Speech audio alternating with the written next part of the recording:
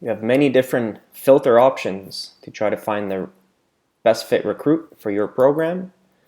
On the left-hand side, you have the grad year, college enrollment year, if there's any college transfers, location, if your school is only allowed to recruit from specific locations, or if you're looking to recruit at specific locations, or international athletes as well. GPA, you have your athletic stats, depending on which sport as well, for key stats. You have athlete activity. Here you can see which athletes are interested in your school, which athletes are viewing your school, and any new athletes in our network.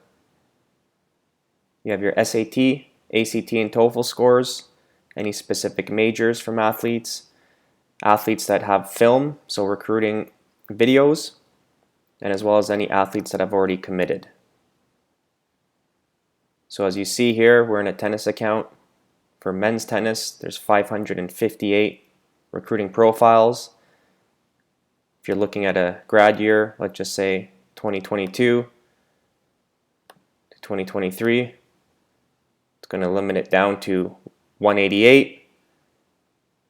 If you're looking for specific GPA, your school requires a 2.5 or higher, you can put that in there as well, and it's going to filter it even more to 126.